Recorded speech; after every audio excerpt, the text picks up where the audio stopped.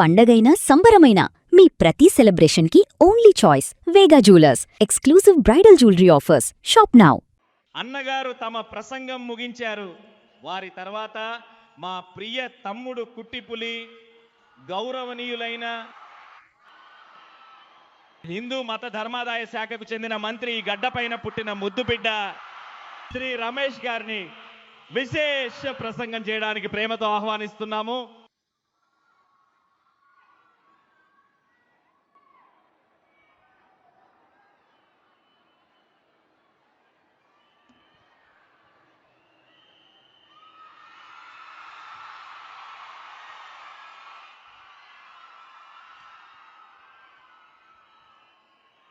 అందమైన మా తమిళ తల్లికి నా తొలి వందనం.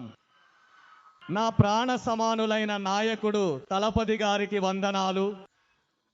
ప్రియమైన ప్రధాన కార్యదర్శి అన్న ఎన్ ఆనంద్ గారికి కృతజ్ఞతలతో, ఈ ఒక్క నిమిషం కోసం నా జీవితంలో ఎన్నో సంవత్సరాలు ఎదురు చూశాను. అవును, అన్నను ఇలా పిలవాలి, మరి ఎలా పిలవాలి? గౌరవనీయ తమిళనాడు ముఖ్యమంత్రి అని పిలవాలి. అన్న తలపతి గారు అని పిలవగలిగే ఆ ఒక్క క్షణం కోసం మనమందరం ఎన్నో సంవత్సరాలుగా తపస్సు చేశాం. మనందరి ఆ తపస్సు ఈ రోజుకు ఫలించింది. న్యాయ పద్ధతిలో పరిపాలించే రాజును ప్రజలు దైవంగా భావిస్తారని ఒక తిరుకురల్ చెబుతుంది. న్యాయ మార్గం నుండి తప్పకుండా అలా పరిపాలన చేసే పాలకుడిని ప్రజలు తమ ప్రియతమ నాయకుడిగా దైవంగా కొనియాడుతారు అనే ఆ తిరుక్కురల్ వాక్యం మన గౌరవనీయ ముఖ్యమంత్రి గారికి సరిగ్గా వర్తిస్తుంది. ఈరోజు తిరుచి నగరంలో అన్నగారు కృతజ్ఞతలు చెప్పడానికి వచ్చారు.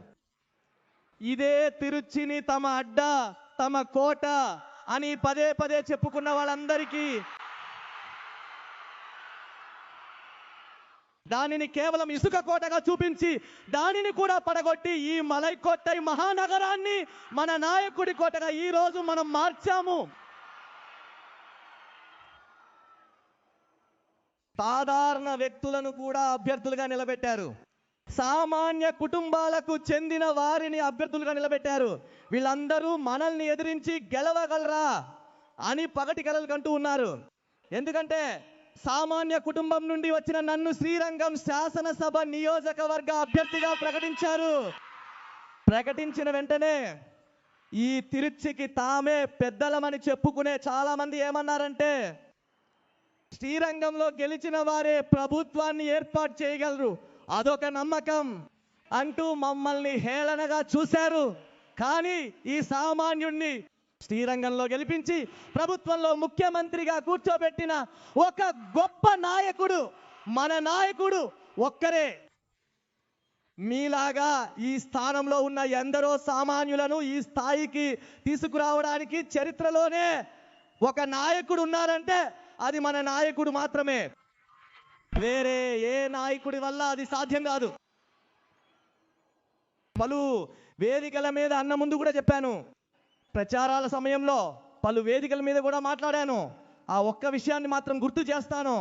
చాలా చోట్ల చెప్పాను, చిన్న పిల్లలని మమ్మల్ని హేళనగా చూడకండి. ఈ చిన్న పిల్లలు ఏం చేస్తారో చూపిస్తామని చెప్పాం.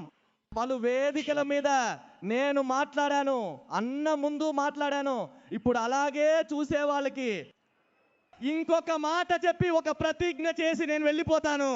రాసి పెట్టుకోండి, ఈ చిన్న పిల్లలు రాబోయే కాలంలో ప్రతిపక్షమే లేని శాసనసభలో మా అన్నను ముఖ్యమంత్రిగా కూర్చోబెడతాం. ఇది భవిష్యత్తు చరిత్రగా మారబోతోంది.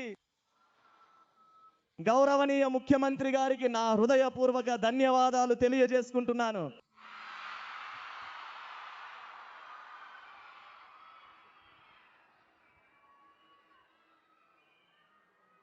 నమస్కారం.